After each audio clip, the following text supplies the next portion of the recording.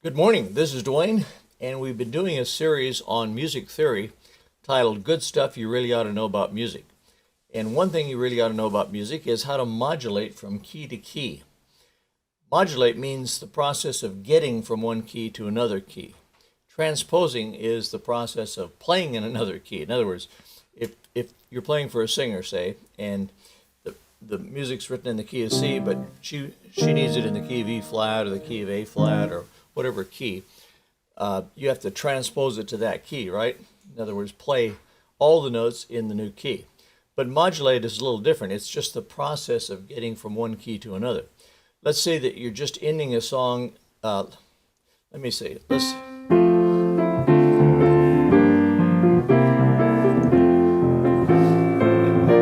say you're playing Auld Lang Syne.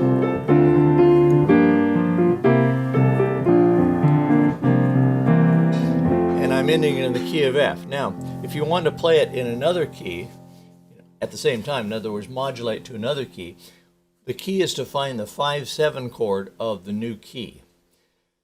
The new key, of course, would be home bass, right? Let's say you want to play it in the key of G. Well, we're in the key of F, so G is one above that, right? So what's the 5/7 chord of the key of G? Well, G is the one chord, so we count 5 notes, and the answer is D. It's a D 7th chord. That's the chord that moves best. It wants to progress to the key of G. So if I'm ending in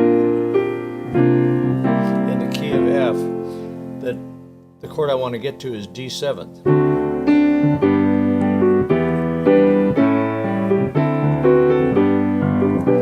I can play it in the new key. Let's say we want to play it though in, I'll say A flat.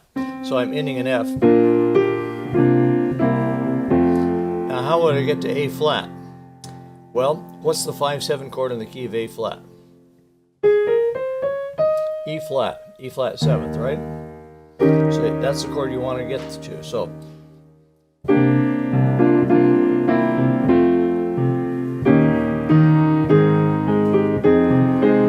I just get to the 5/7 chord, play that, and then move to the new key, okay? That's the easiest way to do it and the smoothest way to do it.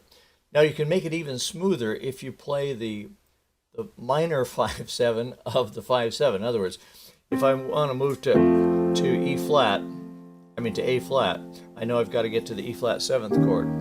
But it's smoother if I move to the 5/7 chord of E flat 7th, which is B flat, and make it a minor 7th, and then to E flat. Listen.